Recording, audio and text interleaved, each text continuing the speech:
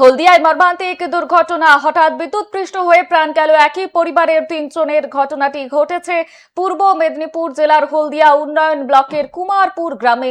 ঘটনায় শোকের ছায়া নেমে এসেছে গোটা এলাকায়।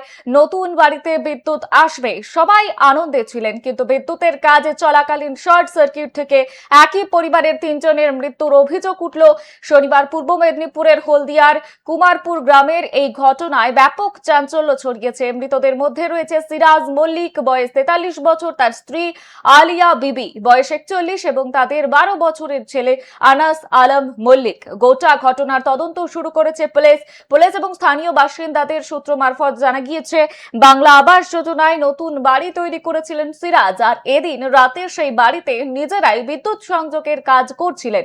প্রাথমিক তদন্তে পুলিশের অনুমান তখনই শর্ট সার্কিট থেকেই দুর্ঘটনাটি ঘটে। আর স্থানীয়দের দাবি, প্রথমে বিদ্যুৎপৃষ্ট হন সিরাজ, আর তাকে বাঁচাতে গিয়ে ছুটে যান তার স্ত্রী আলিয়া, কিন্তু তিনিও বিদ্যুৎপৃষ্ট হন। চোখের সামনে মা বাবাকে যন্ত্রণায় ছটফট করতে দেখে বাঁচাতে যায় আনাস, এবং সেই মুহূর্তের মধ্যে সেও বিদ্যুৎপৃষ্ট হয়। 3 জনের চিৎকার শুনে ছুটে আসেন প্রতিবেশীরা। তারাই সিরাজদেরকে উদ্ধার করে স্থানীয় হাসপাতালে নিয়ে গেলে চিকিৎসক মৃত বলে ঘোষণা করেন। খবর পেয়ে ঘটনাস্থলে পৌঁছায় ভবানীপুর থানার পুলিশ। তবে ঠিক কি কারণে এই বিপর্যয় ঘটলো, বিদ্যুতের তার বা সংযোগে কোনো রকম ত্রুটি ছিল কিনা, বিদ্যুৎ সংযোগ বৈধভাবে নেওয়া হয়েছিল কিনা, নাকি অস্থায়ী সংযোগ ব্যবহার করা হচ্ছিল, সমস্ত দিক খতিয়ে দেখা হচ্ছে।